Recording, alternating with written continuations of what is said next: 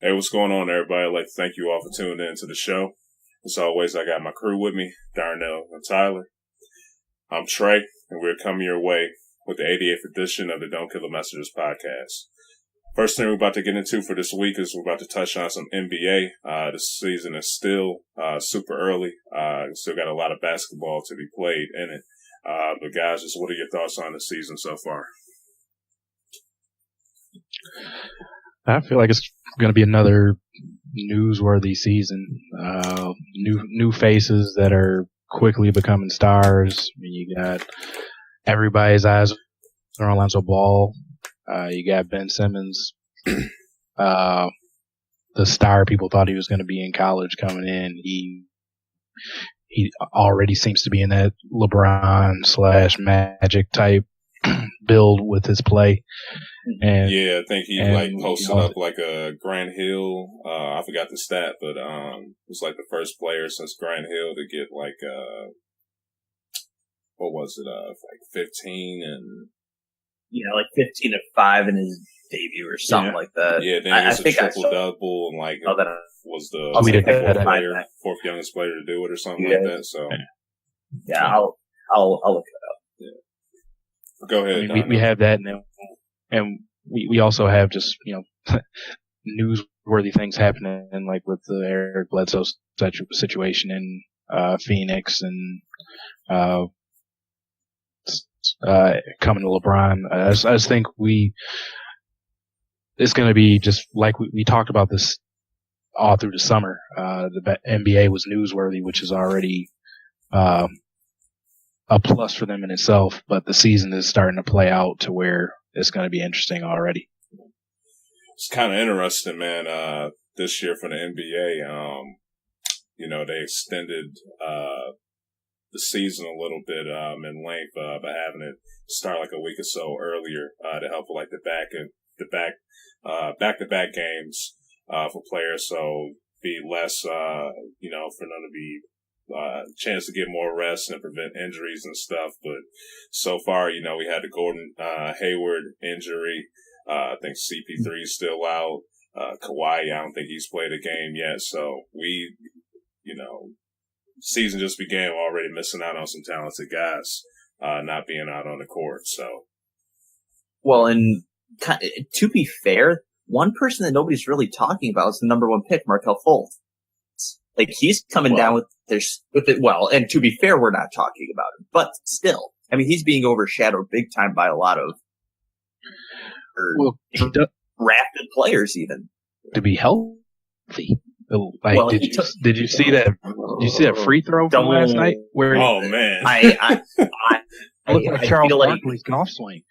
So it was worse than that. And I've seen a lot of bad golf swings in my time. But I'll tell you what, though. That draft pick could possibly, if it continues to play out like this, be a Greg Oden type pick, where you get flashes of brilliance, but it amounts to nothing. 5 I'm getting. I mean, watch, here he's getting cortisone shots and he can't even lift his arms above his shoulders. Well, like, that's the thing. I don't get why they're playing him if his shoulders. I know. In the shape. I know. Especially when you got Ben Simmons. Who's your point guard? Yeah, and has come out and said my position is point guard. Yeah. Well, and it seems like that'll have long-term effects if they have him doing this because he has to change his form to at least get a shot off comfortably. He can't even function at a free throw line, as we saw from the video from last night. So they need to just sit him down, have him check. Does he need surgery or does he need rehab? Whatever, just let him get healthy. Yeah. Well, and my thing is, from what I'm seeing, they're a worse team with him on the floor, and I'm totally okay with seeing this be the Simmons, Embiid, Covington show right now. Yeah, you picked up JJ Redick, great addition. Would argue that picking up JJ Redick's bad for your team, but veteran presence for him. Yeah, absolutely. But the youth movement is the Philadelphia 76ers needs to stick to their method here and process. So, I mean, and that's just the Sixers. So there's a lot. There's still a lot more going on in the NBA. You know, look of Oklahoma City. I don't know. I'm sure you guys have always caught bits and pieces of them playing, but I really like the way their team looks on the floor when they have Westbrook, Paul George, and Carmelo all on the floor. I like. Granted, I saw them play the game. They still have that struggling factor of, do I shoot? I don't want to be too selfish. I still want to take my shots. You know, the whole thing that happens there when you switch and start playing with another superstar. But I just like the way that team looks. And on the flip side of that, the Indiana Pacers and Victor Oladipo, and both of them are looking really good too. So it's kind of looking like Oklahoma City now mentality benefited from that. Yeah. Anna, who's willing to build around a Miles Turner, and now with Victor Oladipo, with players like Sabonis, are going to turn into a pretty decent team in the East as well. Yeah. But yeah, you know, I think we're going to have more player stories than team stories. Fine, and that's fair, but there's moving around in big free agencies, big drafts like we just had. You know, it's going to be about players more than it's about team early on, and then it's what teams are going to rise. So, I mean, after the All-Star break, I feel like the talk's going to be less player, more team oriented. It's probably to be, you know, you're seeing the playoff pushes and trade deadline and all that. Just another thing, you know, I picked up, I think I texted you guys about this, but just the Chris Paul and, you know, the Rocket situation, just how, Chris Paul and, Harden would be able to mesh together. It was just interesting to see, like, I got to give the, Houston Rockets their, props. They did beat, Golden State. On a season opener. But it was just weird, you know, seeing, you know, Chris Paul, you know, sitting on the bench, you know, in crunch time when the Rockets were trying to make that, get that comeback and win. You know, you think a guy like Chris Paul, if you're on the, got an NBA team, that's one of the guys you would want, on the court during crunch time. But, they sat him. But, you know, Harden, pulled a team together and was able to get that W. But it's just going to be interesting to see, you know, just how these guys will, you know, mesh together once, Chris Paul will, get back from this, knee injury that he's having. Because I think just with, him, you know, he's going to have to be the, ball handler, on the team if they, want to be able to be successful. I can't really picture, him, you know, being pretty much like an off-ball guy. In Houston, especially like with his age and stuff right now. So, yeah, just, just what I would think. The Rockets just came, tonight and basically beat the Sixers at the final second with 1 second to go to win the game. Okay. Who's, you say Eric Gordon? Yep. Stone cold blooded from the sixth man of the year. Yeah. That guy's a problem. No, I'll tell you what though, the Rockets really have formed into, I kind of feel like the Rockets are kind of like a Golden State Warriors. They love to run, they love to shoot. It's just they're not as glamorous as Golden State is. And you got to keep that D in mind too, man. So. No, for sure. But I mean, like, I really enjoy watching the Rockets play. They're a fun team. Yeah, absolutely. They are. I feel like they are a lot easier to like, at least for me, easier to like than Golden State. And there's a lot to like about Golden State. Yeah. I can agree with that. Well, just, I guess real fast, you know, one thing we talked about last week was, you know, we kind of picked who we thought was going to make playoffs. And just kind of looking at some of the teams, you know, we talked about being, you know, could be 6, 7, 8 seeder, could miss a lot of those borderline teams. And, you know, the Pistons being one of them. Like, have you guys kind of seen anything early out of one of those type teams that kind of make you think, I kind of thought they might be on the outside, but I think they could squeak in? Like, have you guys seen something? Because, like, for me, one team I think that could possibly be is the Pacers. Like, Victor Oladipo has killed it early on. Has jumped into the starting lineup post concussion to Miles Turner. So they're winning without Miles Turner right now. And it's just kind of like, I feel like I'm seeing a lot out of the Pacers right now that I really like and enjoy. And makes me think, I think they could possibly squeak into the playoffs. Like they'd be a team, and then also the Pistons with Tobias Harris playing really well early. Granted, he put up, I believe, 30 something tonight. Where is he? 34 tonight. Yeah, didn't he put up 30 before too? This like a game or so ago. Let me take a quick look. Yep, he put up 31 against the Knicks. Yeah, I was about to say So he's been balling. I'm saying far. So he's definitely balling. And I'm saying, like, looking for that, just lethal score lately. And early on, it's him. And I'm just saying, if he can keep in the 20s, Pistons could definitely squeak in. It's just, for me, like, I'm just wondering, is there something you guys have seen out of the team that you thought could possibly miss the playoff? I think that they could get in. I guess I haven't been pushed to that point yet, just because it's still so early. Yeah, which is fair. I don't know. I guess nothing pops at me like that where we want to get a month or so in, so I can get a good feel. And I guess this boils down to, like, my way too early projections, but it's just fun to kind of see, like, and like we said, new faces in new areas, and just kind of like, is there something kind of popping out to you that just kind of makes you think, this team could have it, just. Yeah, I could. The Pacers, man. I'll say this, man. They've been looking pretty impressive so far with Oladipo. And just what they were able to do with Turner being out. Like, once he gets back, like, they could wreak havoc up in the East to get into the playoffs. Yeah, I mean, they're probably one of the bright spots there where nobody thought they would. I mean, we're only 4 games in, but for them to be 500, I think that's still a little surprising.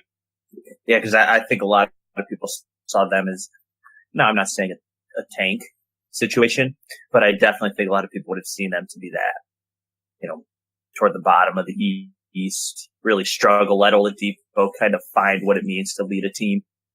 One of those situations. Again, they beat a Timberwolves team that was fully healthy, I believe. Beat the Nets, but losing to Heat, that kind of makes me wonder, are they going to lose to teams that have better guard play? Are they going to be one of those teams that really struggle to guard the point? Yeah. But like we said, we're 5-6 games into the season. Let's just wait too. I'll say this, man. I didn't mention them last week, but I think there's a shot that the Jazz could get in there, gets possibly 8-7 spot. Just like their coach, man, last year, I know they don't have Gordon Hayward anymore, but I just think no one is Gordon Hayward this year. Yeah, true. So they don't have him, but I just think with the coach and their system, they can get some guys together to step up and get an 8 or 7 spot. So didn't mention them last week, but I think they could get a spot in that West. So. All right, guys. Any other thoughts for the season so far? No. Okay. All right. About to talk about my squad, the Lakers, a little bit. Touch up on Lonzo. Had a good test, man. He made him look bad, Patrick Beverley, for this season opener. But it was a great test for him. Patrick Beverley is a great defensive player, man. He just plays some old school defense, man. He gets all up in your grill, man, and he's gonna piss you off. The only thing that he doesn't do is the hand checking, man. But if he could do that, he would have wreaked some more havoc. But just like Beverly, man, he tested him out. He told him that, his dad, put a target on him this year with all the talk that he was doing, for Lonzo. So plus I can't wait for, see what he's going to do against Wall, in about an hour or so. But, should Lonzo basically just tell Lavar to just shut the hell up or what? I think that's tough. Tough situation. Mainly because, his dad is kind of, I don't want to say it's true. He's a really good basketball player, but his dad's been, I'm sure he talked his way into, getting the full ride at UCLA. I'm sure, basically any publicity for Lonzo Ball has probably been because it's a Lavar. So it's kind of tough to now be like, all right, Dad, like now I'm a pro, so you got to kind of butt out. I just feel like that's kind of a tough spot for Lonzo to be in because it's his dad. Apparently, it's who his dad is. Like it's not a show. They're just putting on just for Lonzo now being popular. Yeah. But it's like a tough spot to be in if you're Lonzo. Yeah. Yeah, I mean, it just puts Lonzo in a tough spot just because, I mean, for him to do all that talking when he was at UCLA, because with college basketball, if you have 3 or 4 good recruits on your team, you're not going to lose much, which that was the case. I mean, couple games during the regular season and made a reasonable run through the tournament. Nobody expected them to win the NCAA title, but the NBA is a different monster. Lakers are not expected to be a good team. So, I know Lavar says they're going to the playoffs, but there's very few people that agree with that statement or are following it up. So, yeah. So yeah, he's putting a giant target on him, and reasonably good to great point guard is going to be giving him their best. Like, be that. So life's going to be hell for him. So yeah, it might be good for Lavar to chill and. Hey, I definitely agree. It would probably be a good call if he just kind of laid low. Yeah. Like I'm not saying like he shouldn't, because I definitely think when you start making out marks about what your son's going to do or what the Lakers are going to do, I don't care who you are.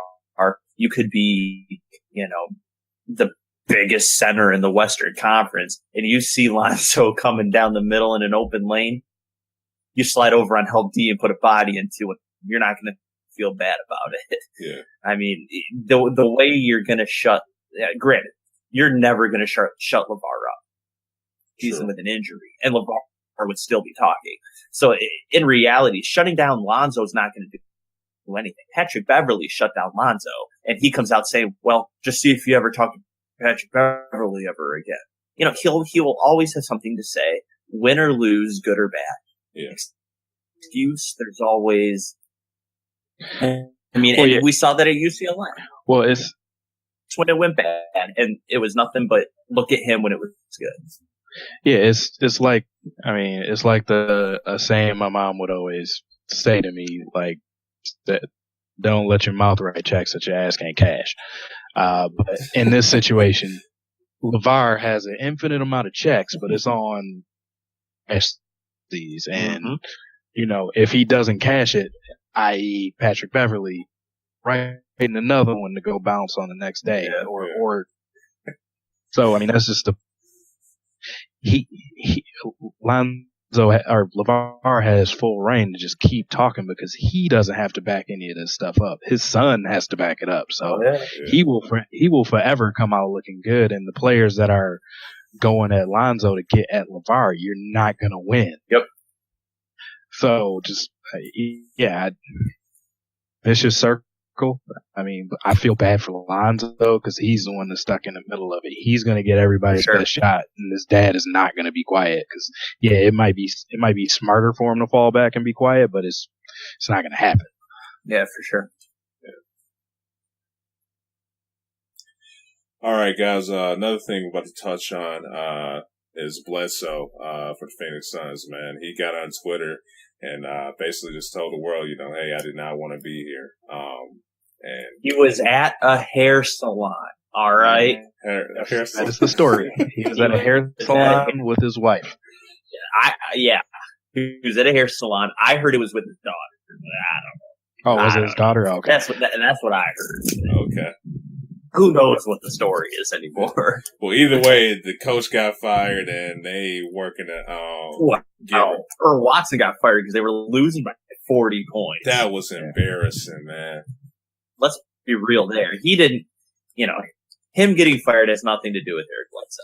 Let's just go ahead and say that. No, yeah. Absolutely not. Right. I mean, it's weird to fire somebody after 2 games, but it's have anything to do with that. Yeah, definitely not. I mean, come on, Trey. If Luke Walton was losing games by 40 or 50 points, do you think the Lakers would have kept him around? Probably not. Yeah. Hey, I ain't saying that it was because of Bledsoe or not, man. I'm just, but hey, I can definitely see. You're just laughing that his NBA career didn't last as long as the season. Yeah, 2 games, man. So. Well, his coaching career, I should say, his playing career was a while. Yeah. But where do you guys think Bledsoe will go? That's so hard. I mean, I don't think the market's that big for Bledsoe, to be honest. I wouldn't be shocked if he somehow ends up back in LA Clippers. That's what I was thinking too, because they're kind of some players would like to have him. Some teams would like to have him. He's decent offensive punch and is a really good on-ball defender. Yeah, okay for him. It's just I just don't think it's big. Well, I think we'll probably have the toughest time getting him, which are those upper echelon teams that he might be able to put him over. I mean, I've been doing some reading up and just looking where he could go. Like, it would be a good fit for him, I think, because they're one of those that are just under that elite level in the West. But they have a young in the Nuggets. Oh, the Nuggets, okay. Yeah. I think Cleveland will like to have him. Him and LeBron sharing the same agent. So, I mean, yep. So, I guess how do you think that will mess with Cleveland? On that. I mean, D-Rose, IT coming back, and then Wade and I don't think. Well, but you need to realize, you get like I said, it's solely me playing devil's advocate. If you went to Cleveland, I think it'd be great for Cleveland. But for me, it's just the idea that IT comes back. You're looking at a log jam, in my opinion, in that backcourt. Well, I mean, I think Bledsoe can play the 2. Like, he doesn't have to be absolutely. Point. As somebody that loves Wade, the decline is real. With him. Absolutely. So absolutely. And IT is out, and you can't trust that Rose is going to stay healthy. I agree so with that. Okay, so you're saying, so you're basically just saying just trade for the you can. I think that's the better way of looking at it than I was, because I'm looking at it basically saying, basically playing best case scenario, and I think that's very fair, especially with the history. The whole time, I think Detroit would be a nice landing spot for him. Well, we would need to cut the umbilical cord with Reggie Jackson. Exactly. I don't know if they want to make that give me your headache and I'll give you mine type of deal. That's the issue. Well, and I will even say this: players leave Detroit, they tend to see a surge in their career. They end up being all-stars or anything, but I think the change of scenery theory is truer than you can believe. Like, I think if Reggie Jackson were to be out of Detroit, I think he would do better. And I think if Bledsoe were out of Phoenix, he would be doing a lot better. I think it would be, a win-win scenario, but I just don't know if just straight up saying, hey, we'll give you Reggie Jackson, we'll give you our headache for yours is a good trade strategy. Yeah. But no, I would definitely see it being a fit. I mean, the question a lot of people want Ish Smith to show up, right? So are you going to go to Ish Smith, or would you then say, all right, Bledsoe, it's yours? Like, I mean, just on a flat out talent level, I think you'd have to at least start that with Bledsoe. Yep, I would agree. I think Ish Smith's just that second unit kind of guy. Yeah, different point. Different conversation. I think it's a little bit of the backup QB syndrome with Ish Smith. Always loves a backup if your starter isn't all time great. You're telling me. Well, I'm saying we know that here from the Lions. Oh, yeah. I was going a different direction with that, but it's okay. Well, wait, you're a Michigan fan, yeah. I get that too. Yep. Yeah. But just over our history here. Oh, for sure. We had a lot of that up until Stafford got here. For sure. Yeah, for sure. But I guess back to Bledsoe. Just I think you could just go ahead and call it how a guy can go to any team really he wants and average 16 and 6. Mm-hmm. I mean, I don't think many teams are going to want to turn that down. Like I said, I just don't know if people would want the headache. Won't want to mess with the chemistry they currently have. Unless, like I said, another team can dump off their headache on swap. I don't think you're looking at a humongous market for Eric Bledsoe. Yeah. Well, and then the rough thing with it is just it's always tough for a team to trade a player and get decent value when it's well-known knowledge that they want out. It's not the team saying, I got a piece. What do you think about Eric Bledsoe? It's like, look at DeMarcus Cousins. That trade wasn't exactly, office trade. Mm-hmm. And I wouldn't be shocked if you kind of go, Eric Bledsoe. I got Eric Bledsoe for what? Yeah.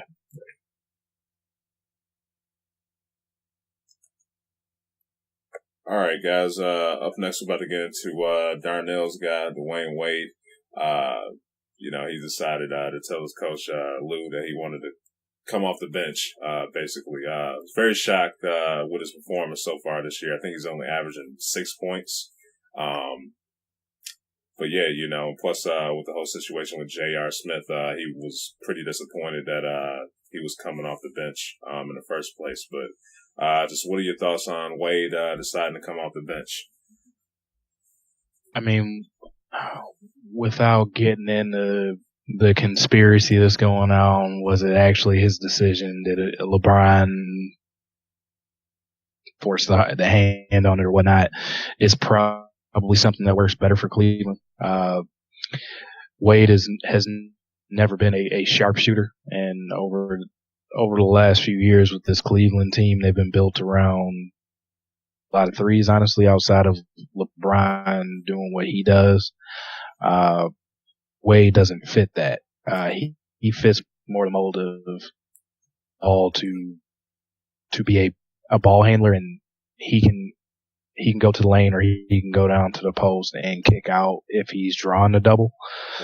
There's more of a chance for him to be successful in that way coming out with the second unit, put him with another set of shooters to where he can himself.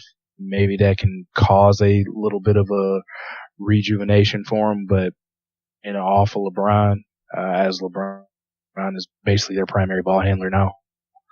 While D-Rose are out, it wasn't working out just because Wade's not a spot up shooter. So I like the Miami days where Wade was that good of an athlete where you could have them interchange who's controlling the ball and switch up in those situations. It's not like that anymore. Just Wade doesn't have that kind of athletic ability. So probably works best that he goes to the second unit so he can acclimate himself with that group primary ball handler and try to make it work that way. And they're going to play any more than 16, 18, 20 minutes if it's a meaningful game. So I don't think it does that much big of an issue as long as he's with going to the second year.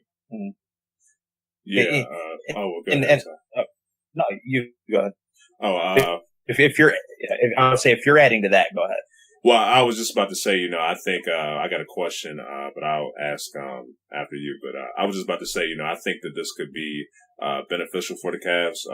As you brought up, Darnell, I don't think Wade is fitting. He still has to get used to the system. But just looking at it too, he's gotten older. Obviously, he's not the 2007 D Wade or anything like that. Not the Flash D Wade.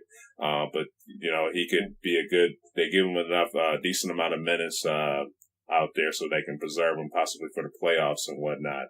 He could be a great spark, for that, second unit, and be a good leader for the second unit on that court, once he comes out there, especially when it comes to playoff time. So I just think, with him possibly coming off the bench, getting some, they rest him and everything like that, but yeah, manage his minutes. I think that this could be, really helpful for him and that, second unit, because that second unit did look kind of garbage last year. So I'm not going to lie.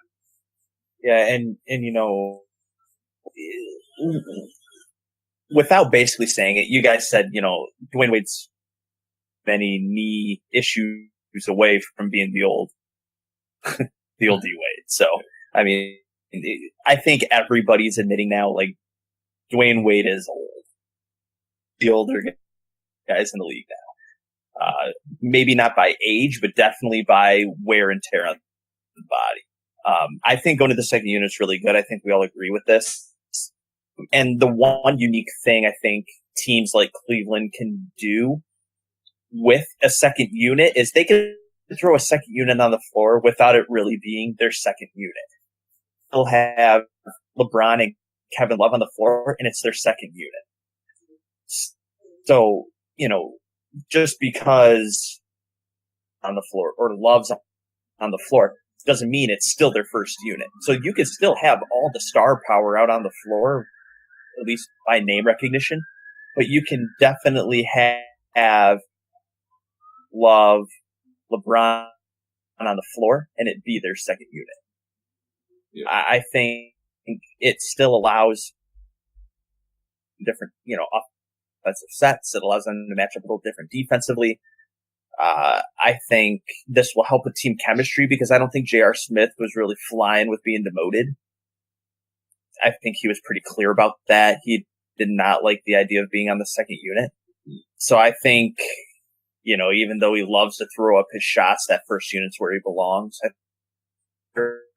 But I think, if Wade wants to average 10 points this season, 10 points looks better being your average for coming off the bench than it does for being in the starting lineup. Yeah. And plus that 10 average points if he comes off the bench, more timely of a 10 points than it is when he's in the starting lineup. And if he can score 10 points coming off the bench in a very timely manner, it will look like he's affecting the game a lot more than he is scoring 10 points in the starting lineup.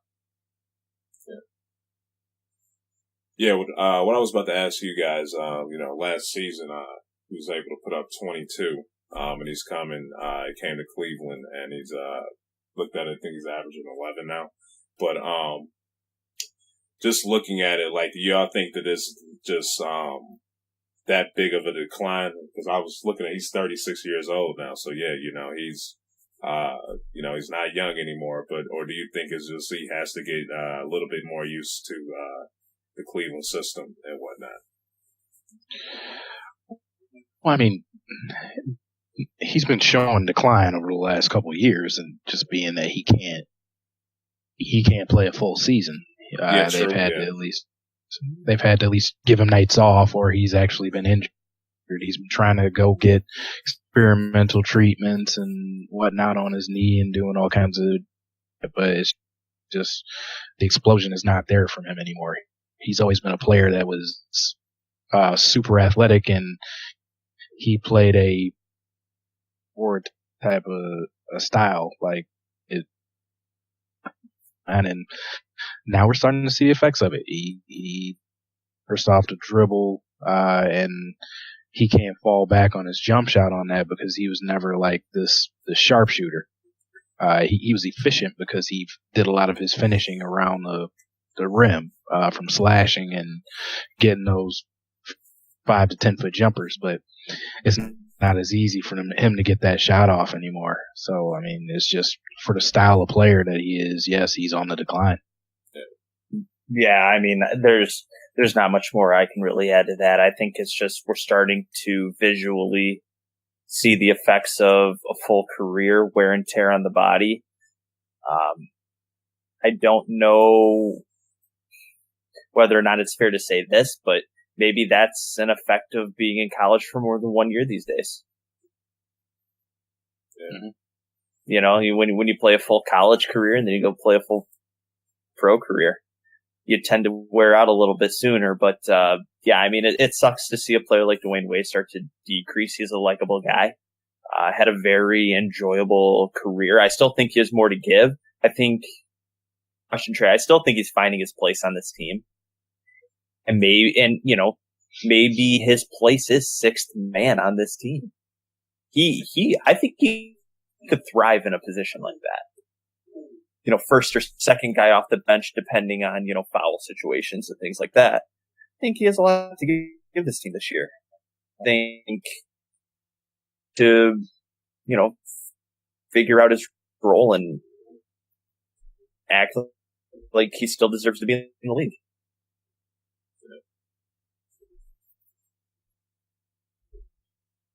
All right, up next, we're about to just talk about our personal top 5 players in the NBA, and we're gonna have a 6-man too. But this guys, just who are your top 5 players currently in the NBA you like watching? I just like who we think are actually the top 5 best players in the NBA. It's just kind of right. No, just your personal top 5, like guys you just enjoy watching. That's what I was saying. Not like okay, we're not ranking yeah, like saying who we this like. isn't like an MVP race. Yeah. Okay. Correct, yeah. I mean, for me some of it is just based on them being great, but I just think it's ridiculous that somebody is tall and he can run around and do everything that little guys do, how he shoots and everything. I do still love watching LeBron play just because he's with what he does. My homerism with Draymond, I like the defensive intensity and just he's Mr. Do It All on the court. Mm-hmm. Harris, yeah, I think I'm liking that he's coming into his game and he's doing a lot with that Denver offense. That's what's that, 4? Yeah, sure. So I lost. I was just listening to you go. I wasn't counting, but. Well, I'm just because we're supposed to get 5 with a 6-man. All right, so okay, then let's just recap. You went. Who'd you go before LeBron? KD. You went KD, LeBron. Oh, Draymond. Yeah, Draymond. Yep. Draymond. So yeah, that's 4. And then to round it out, enjoy watching John Wall a lot more. Very. He was. Yeah. Well, go ahead. I just felt like he was just another they're going to put at the 1, but he over the last year or 2 he's shown growth there where I feel like he can actually facilitate an offense and do what he needs to do as far as getting people open. So he's become more of a joy to watch because he does still have that offensive explosion that he's capable of, and to do those type of things. And then 6 would be the Greek Freak. Just because he's ridiculous. All right. You want to go next, Trey? Yeah, I'll go next. I'll say this. The 2 I'm leaving out are my, top guys. are my two favorite players right now, but they're not as good as they used to be. So I'm still rocking with my So no Rondo. Yeah. Yeah, no Rondo. You called him out there. Yeah, no Rondo and no Pau Gasol. So those still my two guys, but they're nothing compared to these guys that I'm about to mention. So, but number one, man, I like Kawhi Leonard. Just love him, man. He's a great defensive guy, and he's just gonna bring it to you on offense too. Just a great, well-around player. Another guy is Westbrook. I just love that guy's energy, man. You can ask him to do anything, and he'll be down for it. Put up some points, play defense, get the assist going, grab some boards. You just can do it all. Another guy who's up, who I like is just with his size and everything is Antetokounmpo. So far, man, this season, he's really stepping up. I got to give you props, Darnell, for calling him out last week for the MVP. Like I think he's averaging like 30-something so far, and is doing his thing, man. I just love his size, what he's just able to bring out on the court. Just very talented guy. Number 4. He's making me look real smart. Yeah. So yeah, just man, with him, dude. Like I said, when they can get Parker back, those guys are just gonna bring hell to some teams, man. So that guy's just super talented. Number 4 is John Wall. Just love that guy's explosiveness. Just a very fun player to watch. Number 5, I got to give it up to Boogie Cousins. Huge fan of his, man. I just like how he plays basketball.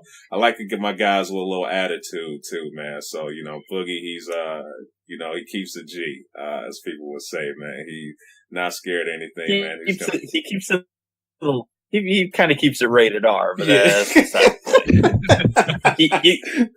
he keeps nothing G. Yeah, that's correct. Yeah, Mr. Rated R. That's a good one. Yeah, I couldn't say that. Yeah, but G doesn't show much attitude.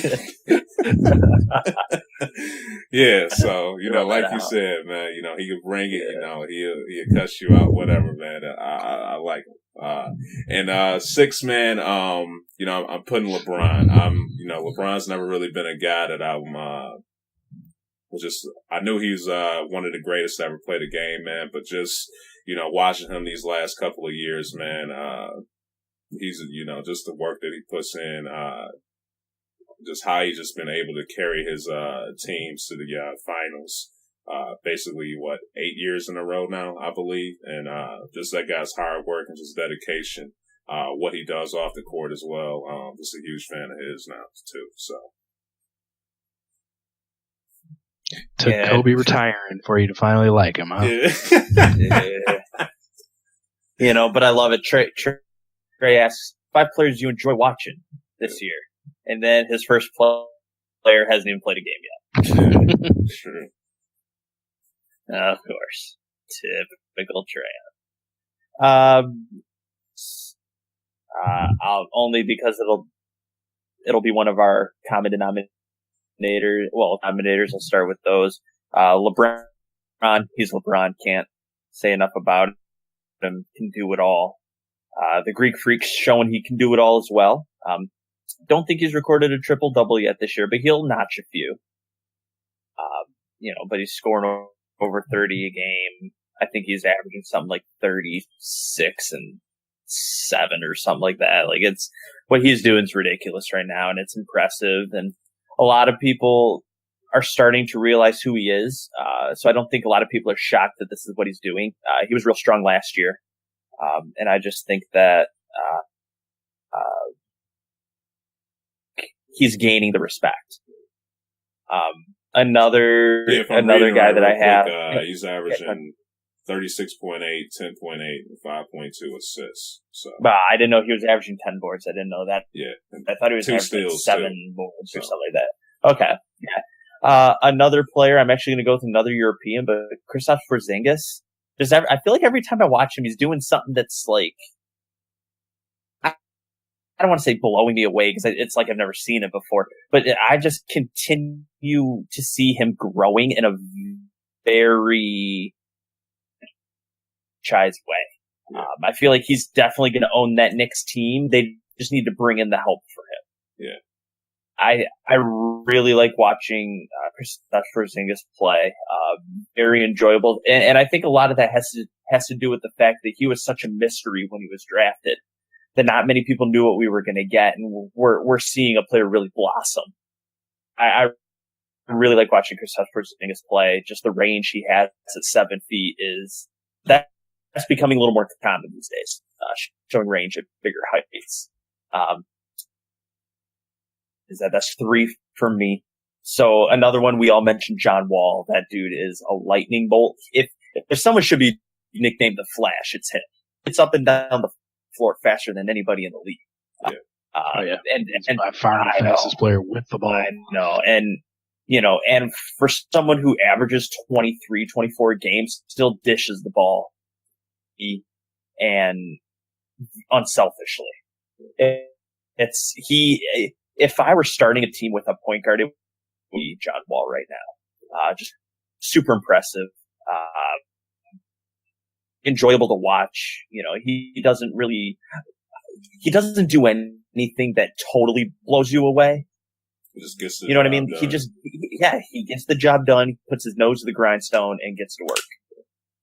What did before you finish this? What did you guys think about Wall saying that he was the best point guard in the NBA? I wouldn't say he's far off. Yeah. I'm not saying I agree, but he should feel that way. Oh yeah, definitely. He's. Would you say he's a top 3? Yeah. Oh yeah. Yeah. I think he's easily top 3. I don't even think there's discussion that he's top 3. But I still feel like a lot of people sleep on him just because the Wizards aren't that marquee team. So more people started coming to their senses last year. But yeah, he's top 3 point guard in my eyes. Okay, so for sure. Westbrook, Curry, y'all take him over CP3? Yeah. At this point, yeah. Yeah. Okay. All right. Yeah. I'd take him over CP3 is on the downhill. He's on the downhill slide. Nothing wrong with that. He's had his time. I feel like he's kind of passing the torch off in terms of the elite point guard. Yes. Okay. It's just the natural progression. So I've listed 4. A 5th one I'm going to throw out there, and Trey, you'll like this one, but I gotta say Eric Gordon. Yeah, he's just a lethal shooter. He's a lethal shooter. Hit the game winner tonight over Joel Embiid. Out on the clock. He's just super impressive. You feel like he can hit it from almost anywhere.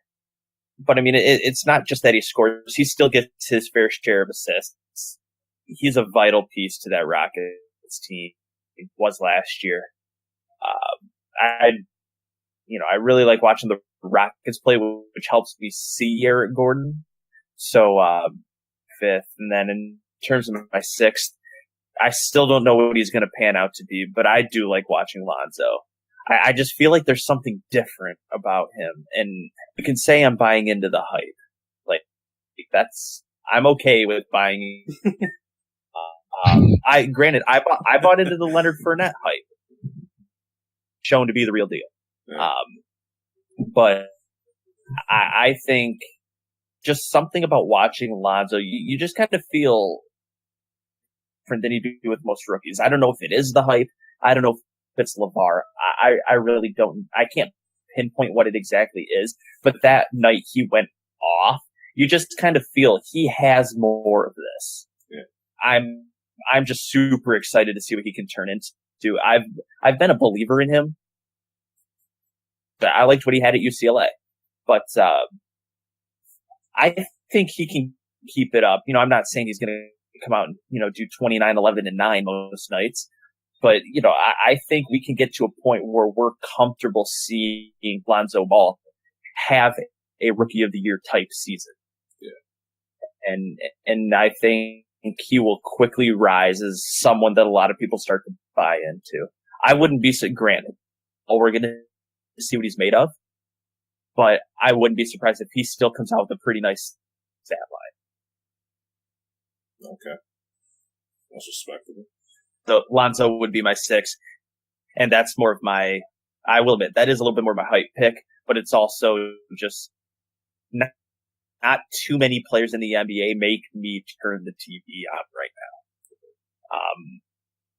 Put it on, but I can't say individual players do, and Lonzo's one of them. So I kind of had to put him in the list just because he's making me turn the TV on. When you gonna get your ZO2s, Ty? I'm waiting for them to go on sale. Hey man, Black Friday is gonna be coming up in about a month, man. So yeah, see if he could. LeVar Ball may up the price on Black Friday. He just might, man. Just some honorable mentions, man. Just two other guys that I just like seeing. Anthony Davis, we'll put him in there, man. I just need to see more of him just being healthy.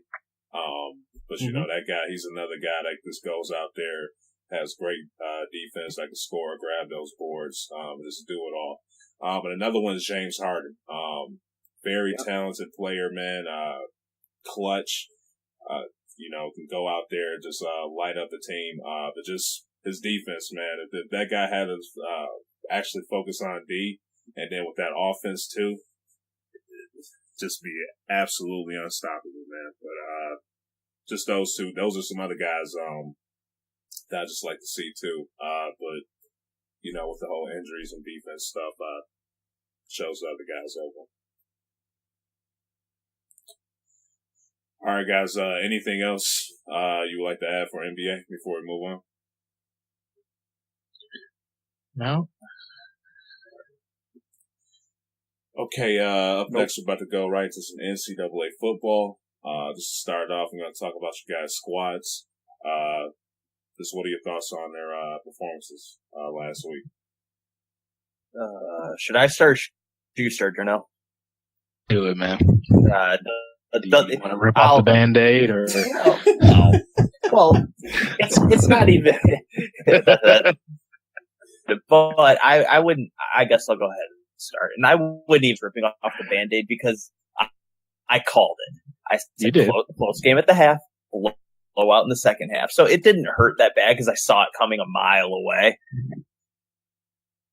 and not surprised at all by anything. Now, here's what I would say I was impressed by. Led 2 good drives in the second quarter. I mean, it's sad that that's like a highlight. I got what I expected out of this game. Tough road game at Penn State night game. They're number 2 in the country. They looked like number 2 in the country. And they're just what Michigan's played in the last few weeks. There wasn't much to get excited about with this game. What you were getting excited and getting a little excited about pre-game was maybe somehow Michigan can just pull something and it's magic and they somehow squeak it out. Last second field goal or something. It wasn't even close. Saquon Barkley had a very Heisman-esque game with a couple Heisman-type plays. Which kind of, make me think he's going to win the Heisman because he's starting to get these moments a little more regularly. But yeah, in terms of Michigan, they're very mediocre right now. Offense is a struggle. Not too many defenses play well against Penn State. I don't want to say their defense is nothing just because of one game against an elite college offense. I think that's very unfair. But we play Rutgers this week. Hopefully it's a confidence booster. Very unfortunate. I read a report today that's Corn's the man unless he gets hurt or throws a lot of interceptions. And that kind of hurts me a little bit because I've told you, Darnell, best thing Michigan State ever did was start Lewerke last year. One of your OCs was on local radio here this past Thursday. And he said they have no thoughts about pulling O'Korn. I mean, okay, as someone, as a Michigan State fan, watching them basically sit everybody else for Lewerke, does that kind of make you go, why in the world are you holding on to O'Korn? Well, Well, yeah. I mean, I just want to make sure, like, I'm not, granted, Michigan fans are calling for O'Korn to hit the bench just because we suck now offensively. Like, that's why Michigan fans are doing it. But, like, from an outside perspective, I'm just thinking, why, they have to be thinking, why in the world aren't you at least exploring a third option? Well, my thoughts on it has to be is just they don't want to put a young player through that just because your guys, I mean, I'm not trying to pile on, but just that O-line is not good. And I agree. Like, why put a young guy in there to get beaten? Yeah. I agree. I agree. And I'm not totally, I don't know a ton about Peters or if McCaffrey has any of the wiggle that his brother has, but I mean, unless one of them is mobile enough to neutralize the ineptitude of the O-line, because O'Korn does have that going for him. Because to give a little bit from my perspective, I thought that was one of them. They just ran into Penn State. They just walked into a buzzsaw. I agree. Some decisions when he had to run, he ran. He made smart decisions there. He never just gave the ball away. He protected the ball reasonably well. It's just that played really well, and this was. I mean, I guess it was the talent they're playing against, but this was Michigan's defense worst game. Yeah, absolutely. Absolutely. I don't know what it was, but it's just they basically didn't adjust because after the game, Sorley said they called a certain play times in a row. They said it just never got stopped. So there's some film that has to be watched there to figure something out. For sure. But I will, and where I will agree with you, O'Korn protected the ball. Where Michigan had one turnover was a fumble on a strip sack, and beat the right tackle so bad. Yeah, and correct. But where I will agree with you, O'Korn did do better, 160. I mean, Michigan didn't exactly run the ball effectively. They averaged 2.5 yards carry. Still ran for 100 yards. I mean, call that how you want. I mean, and I know we're talking about it here in a minute, but Penn State, Ohio State is going to be something to watch on Saturday. I mean, I think, we all got what we expected in this game for Michigan. O'Korn cleaned it up, even though nobody was really expecting him to bring him to victory. But I guess Michigan fans everywhere now just need to kind of put it in perspective. You know, you're probably going 9-3, 8-4. You're probably hitting the Outback Bowl or the Bowl.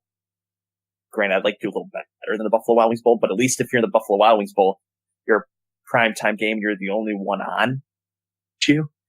But to have a New Year's noon game, I guess. But at that point, I'd almost rather have the Buffalo Wild Wings Bowl where you're on at 9:00 and the only game on. But I mean, it's kind of a tough reality. There were high hopes this year, but I think this game will do some good for Michigan. I think it'll show that, I think it'll be a wake up call for the offense. The defense can't save this team every time. And I hope this lights a fire under somebody side of the ball, because this will be a good week for Michigan to win a game 40-something to 10. Yeah, this will be a you guys have Rutgers coming up, don't you? Back-to-back wins in the Big Ten. Ooh, they're hot. Rutgers, they're hot. So they're 3-4. But in reality, Michigan at home, I want to see them win 40-something, or at the most. Well, I think they're like 24-point favorites. So yeah, I want to see them cover the spread this. Well, and I just feel like with Michigan more and more, Rutgers is not a good team by any means. You guys should blow them out, but I think just every team, their game plan is going to be, we're going to and we're going to stop Higdon from running, and we're going to put it on O'Korn to try to find a receiver out of here, because the one that you guys had that looked good is out for the year, and your returner from last year that hasn't really shown that he made any strides. Yeah. Yeah. I mean, and weeks. I mean,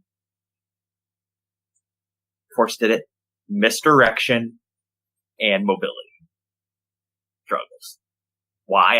I don't know, because they seemed a lot better at it last year, but they can't handle mobility and they can't handle misdirection. Yeah. They destroyed him with it. Running, take as quarterback running that read option. He was all over that field.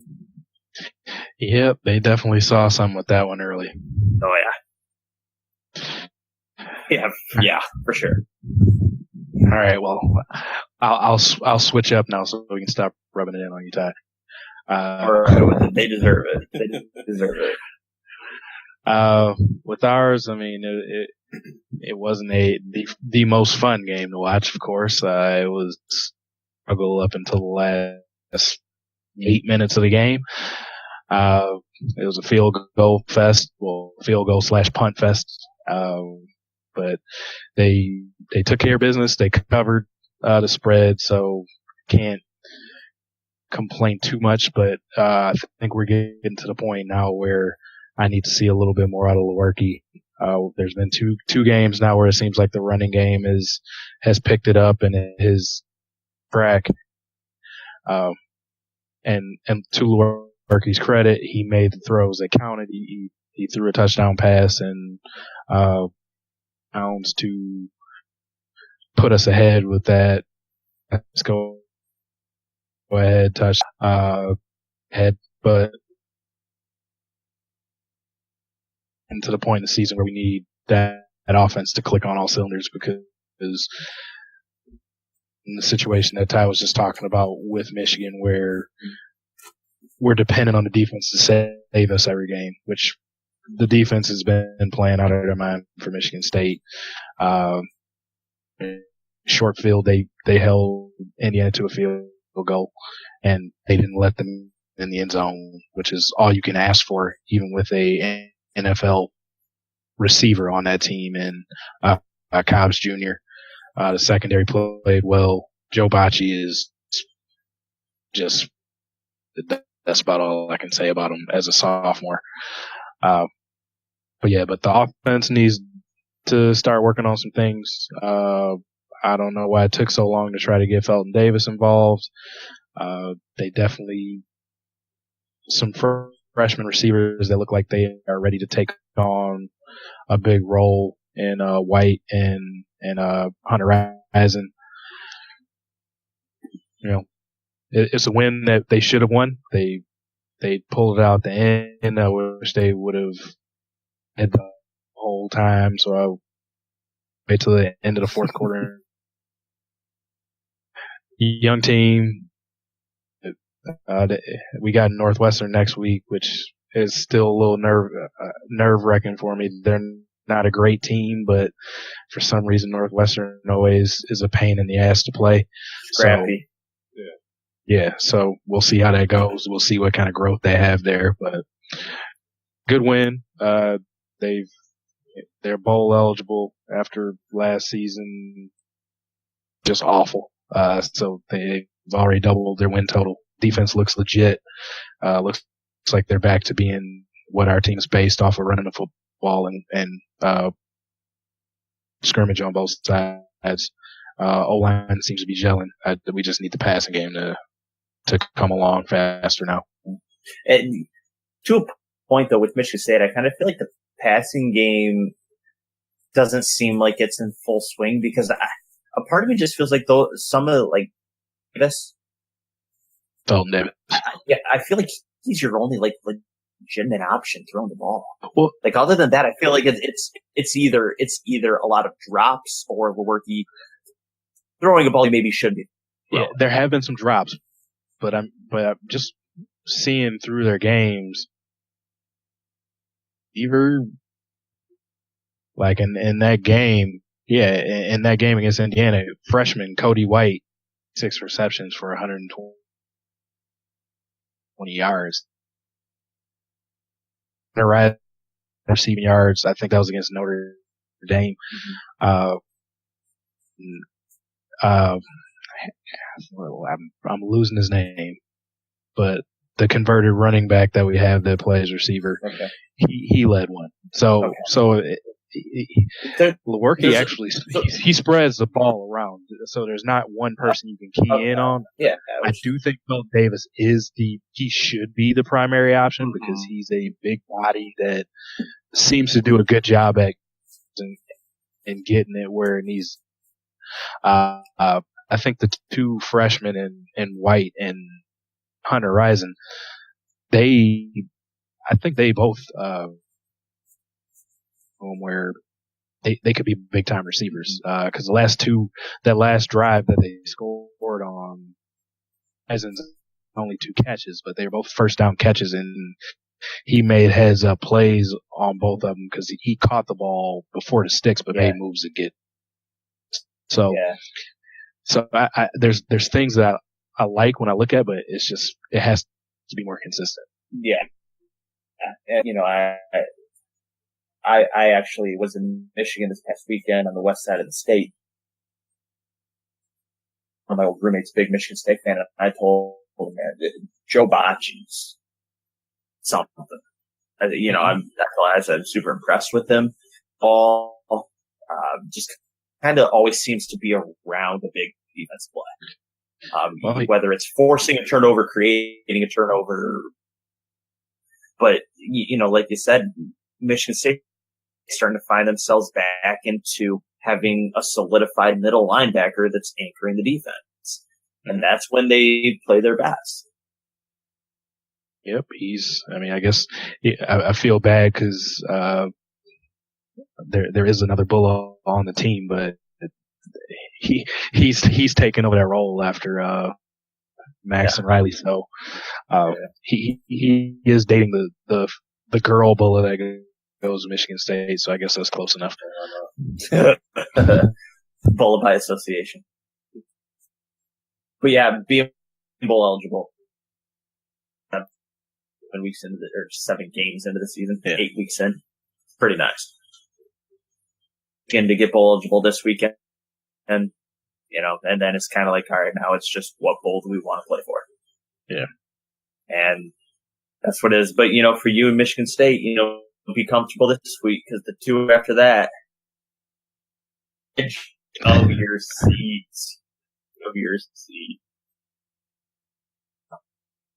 It's a fun time of the year.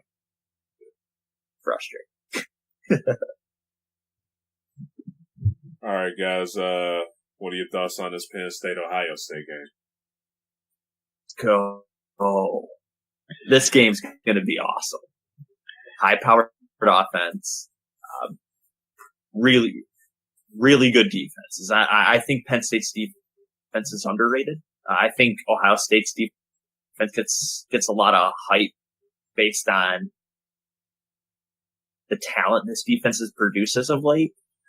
They kind of get a Michigan type hype, and I guess that's how I relate it, just because that's the kind of hype I hear.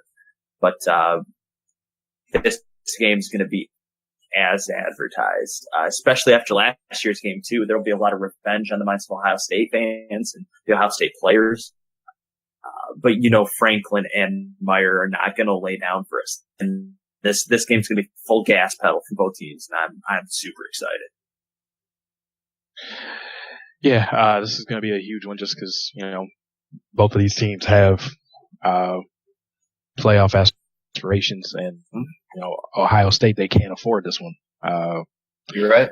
Penn State could possibly lose a game and still have a shot, but they have to know that they're gonna face a gassed up OSU team because they know they cannot lose another game in college football playoff. So Urban's gonna have that team ready to go, but I'm pretty sure James Franklin's gonna have his squad fired up too. I mean, not to echo too much to make it a repeat, but yeah, you have two teams with very good defenses playing each other. You have, I'm going to say, two Heisman candidates on Penn State's team with Saquon Barkley and was it McSorley? Yeah, McSorley. Yeah, McSorley, their quarterback. And so seeing them match up against that Ohio State defense is going to be interesting. And this is going to be the first big challenge since Oklahoma for Ohio State. So I want to see if that the offense is made to see if this is real or is it just this team cannot play well against another good team. So questions will be answered in this game, but I'm very excited to watch it. Mm-hmm. All right, guys. We got the college football playoff projections coming out next week. Just who you think? Who are your personal? If it was your choice to pick, who would you have for your top 6 teams? Well, I'll go first here. I mean, one team that is undefeated, I'm going to probably leave off of this list, I think. But I mean, Alabama, Penn State, Georgia, TCU, they're all undefeated. They're playing very good football, so I will put them all in. I still have a little more faith in Clemson, so I throw them in at that 5 spot. I know it was a Syracuse, but I do think they're still good enough to put them on the outside looking in there. And I can't put enough faith in Wisconsin right now just because they play on a weak side of the conference. I'm sorry. They do. And, so you think y'all think Penn State's the clear top 10 with top team in the Big Ten? Oh yeah. Okay. I mean, yeah. But I mean, if you're going by Vegas, Ohio State's still slightly favored in that game coming up. Okay. And so I mean, maybe I'm still putting a little bit too much on just their history. So I would have Ohio State jump Wisconsin right now, and I would have them as my 6th team. So we have an eliminator there. So Saturday, one of those two will drop down, and Wisconsin will probably jump back up there, and they can prove themselves once they play Michigan, once they battle game.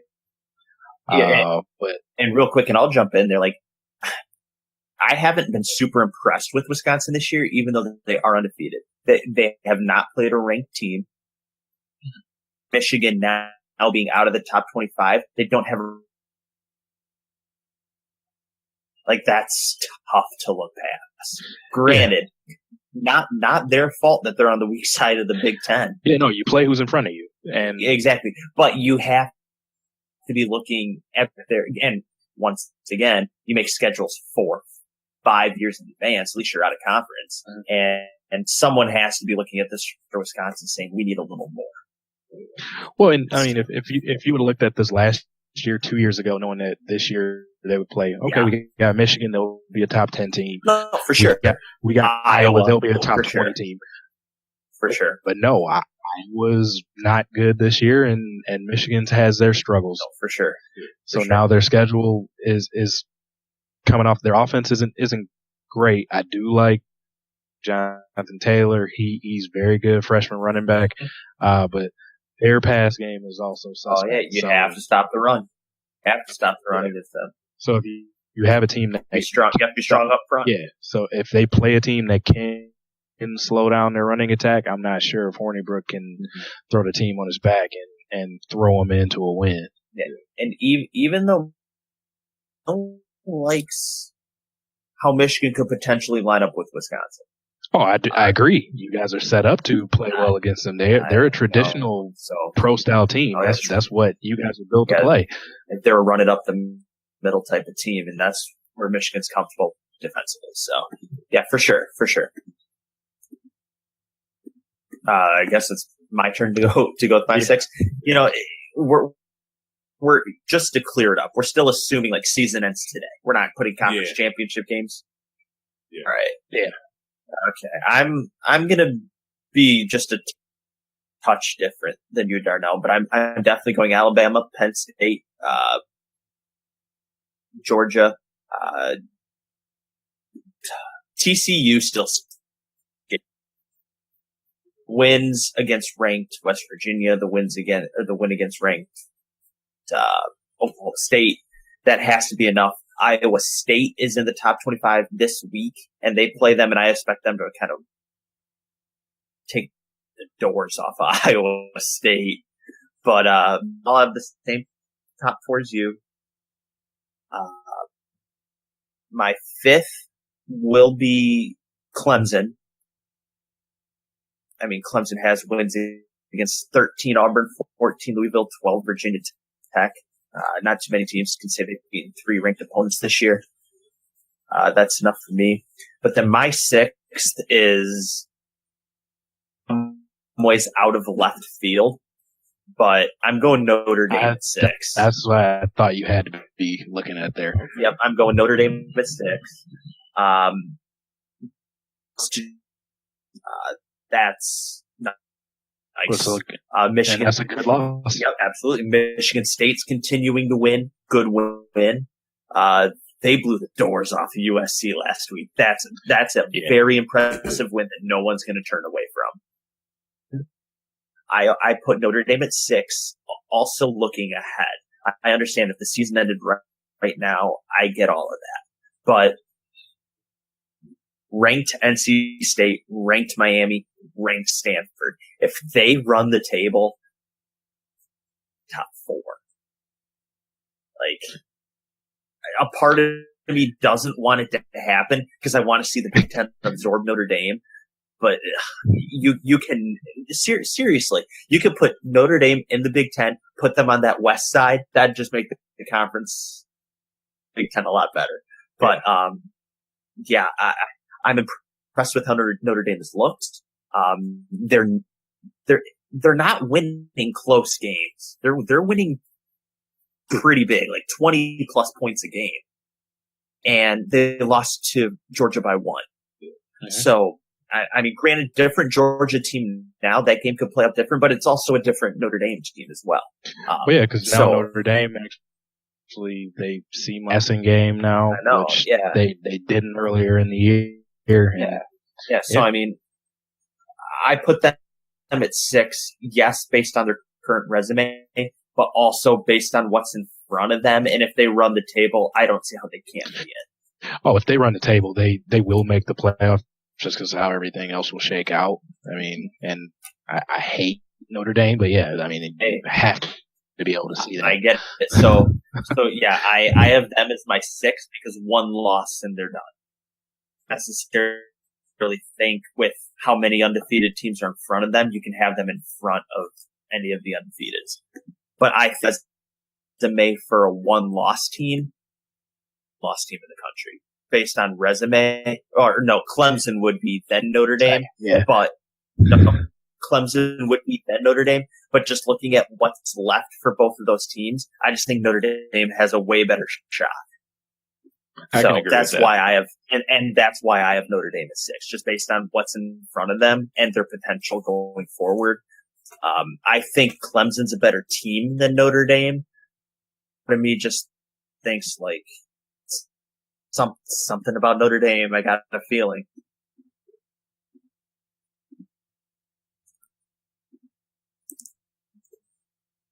All right, guys. Before we get into the pick'ems, y'all have anything else to add? Just super fast. If you guys have been on social media or in the last 30 minutes, have you seen this video of the Cavs in the huddle and the Nets player's in the huddle, and Ty Lue sees him. Have you seen this? No. Here, Tag us. here. I'm gonna turn my I'm Instagram, so I'm just gonna turn my camera on. Can you guys see my camera? Can now, yep. Yeah. All right. Check this out.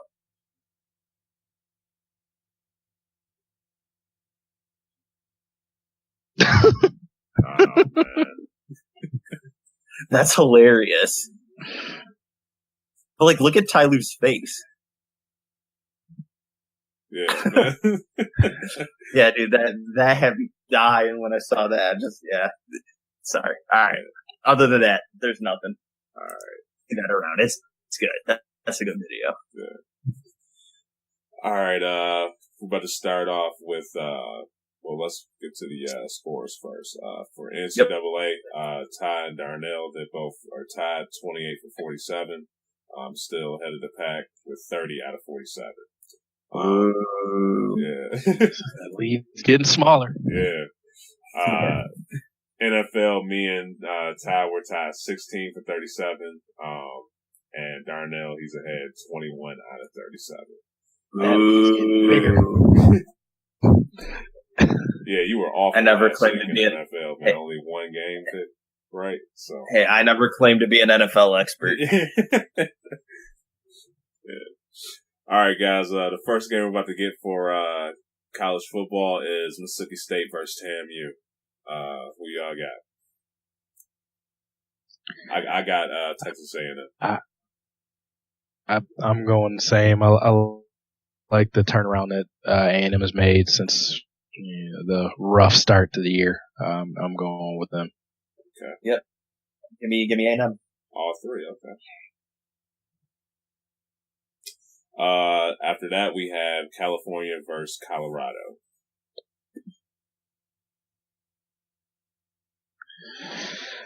Give me Cal.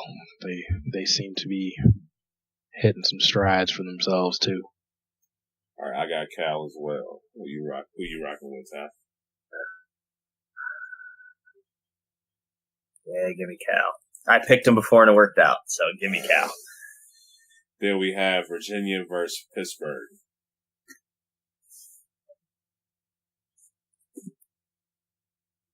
I got Virginia. I always go. You got Virginia. I always go first. I'm tired of going first. I think it's a bad strategy. Oh man! You went Virginia. I'm taking Virginia as well. Yeah. All right, Coach Narduzzi's there. Give me Pitt. Okay. Love it. Then we have NC State versus Notre Dame. Give me Notre Dame. Indy. It's on that one. Okay. Man, I want to go with NC State, man, because like they always, they take them. Yeah, we're not stopping you. But man, after last week, man, I'm gonna rock with Notre Dame, but I think NC State's gonna put up a hell of a fight. So just after Notre Dame, as long as they look like they're on the field, it'll be more of a fight than USC put up. So yeah. Then we got OK State versus West Virginia next. And give me Oklahoma State. Yes, same Oklahoma State. My goodness, man, we all picking the same ones. All right, Penn State versus Ohio State. I got Penn. I got Ohio State. Oh, okay. I think at home the game's at the shoe. I think it's enough. I'm going Penn State. Okay.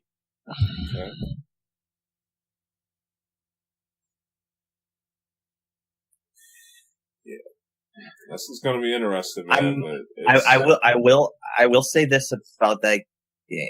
I am a little upset that game's at 3:30. That's at 3:30. Don't miss it. You're hoping for a night game? Yeah, that should be prime time, man. It's night game just kind of adds. It just kind of adds to the. It's a great way to end your Saturday, man. So who's just kind of adds to the atmosphere. Yeah, who has prime time then? Probably some Pac-12 game. No. The 8 let me check. 8 o'clock on ABC's Clemson, Georgia Tech. That's Oklahoma, Texas Tech. ESPN, A&M, Mississippi State is 7. Okay. Not bad games, but in reality, off with Penn and Ohio State though. I mean, there's only so much you can do about that. Well, sure. All right. Everyone will still be watching that game at 3:30. Yeah. All right, we're about to go into some NFL. First game we got is Oakland versus Buffalo. Give me Oakland. I think Carr and Cooper turned it around. I'm going on Buffalo. Yeah, I mean, no this week, but maybe they'll be better off for it. Yeah. I'm going with my gut on this one. I think Buffalo's going to find a way to pull it off. Granted, it's at Buffalo, and West teams struggle to go east. Yeah. Part of me thinks that passing game's going to be able to do it for Oakland. Well, did finally wake up last week. When they needed it to as well. All right, we got Carolina and Tampa Bay next.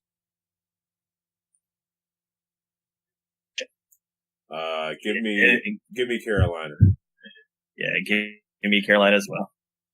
All right, I'll take Tampa just because you guys are so quick in unison. You'll take the defense that can't stop anybody? Well, but Cam has been. It's fair. Yeah. That is fine in a bad way lately. So. Yeah. Did you see him at that press conference though? Yeah, when he just walked out. Yeah. He looked like he wanted nothing to do with it.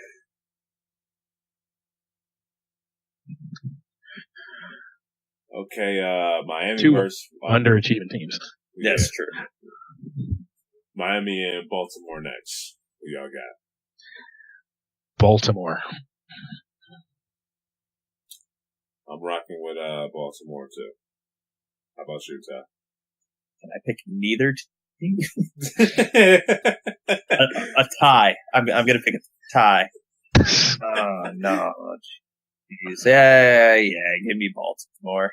I was gonna say, you thinking of going with Matt Moore and company? Maybe if Devontae Parker played, but I don't know that he will. He's questionable still, but I think Justin Tucker will be the difference here. All right, up next we have Darnell's sorry-ass Cowboys against Washington. Who you got, Nizo? I will take my sorry-ass Cowboys.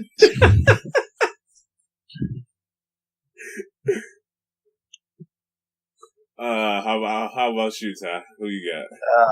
Two very blue-collar quarterbacks here that excel.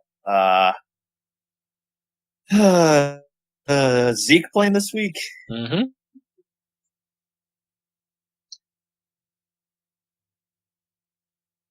You taking Captain Kirk? You gotta either pick a Spartan, right? What do you gotta do? Oh, who does Ty pick?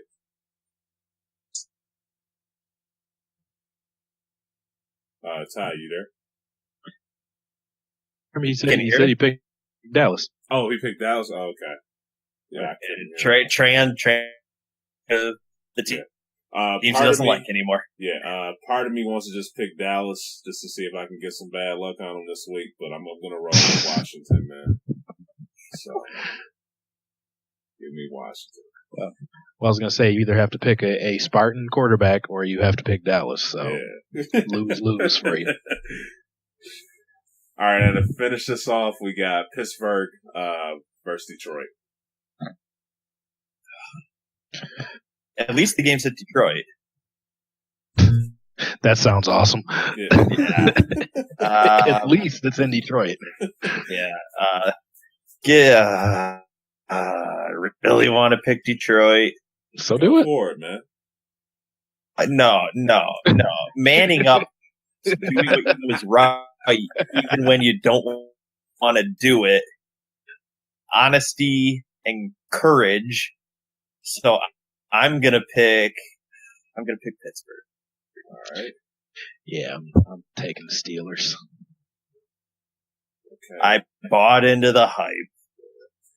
I'm getting my ass whooped anyway in the NFL. I'll roll with Detroit, man. Just to press my luck. So I will still be cheering as hard as ever for Detroit, but pick them the last couple weeks. Maybe I need to change up here before. They know I pick them. Yeah. They know. Detroit wins. You Absolutely. cannot shut down Le'Veon Bell at any point. I need them points. I need them points. No, that's fair. That's fair. Yeah. I'm actually not starting Stafford this week. Tennessee. Well, even though I picked Oakland, I'm starting Tyrod Taylor this week. Well, I mean, I think he's more likely to be able to go off versus Oakland. The secondary has been nice since they got Joe Hayden. Funny though, because at first I was kind of thinking they just haven't played anybody with a quarterback. You know, they played like Oakland and who else did they play at the beginning of the season? Sorry, quarterbacks. You know, Cleveland and you know all those kinds of teams. I'm like, they just haven't played anybody yet. But then they shut down. Let me look it up. But they beat up on Kansas City, yep. didn't they? Yeah, City. Granted, like Alex Smith still threw all over them, but I got their schedule right here. Yeah, like early they beat like Case Keenum and lost to Mitch Trubisky or lost to Mike Glennon somehow. But you know, lose to Blake Bortles real bad. They start questioning him. But defense looked good. Like, but they haven't played it. And then stop Andy Dalton. Stop Alex Smith. He threw for a lot of yards, but not touchdowns. And then you start thinking, all right, maybe this defense is real. It's not the fact that they just haven't played anybody. Mm-hmm. And they're going to really start to get that. I would have said they would have gotten it before, but before Aaron Rodgers got hurt. But I mean, they're looking at Mariota, Stafford, Dalton again, Tom Brady a little later, Deshaun Watson late in the season. So I mean, they still got their best quarterback play still coming at them.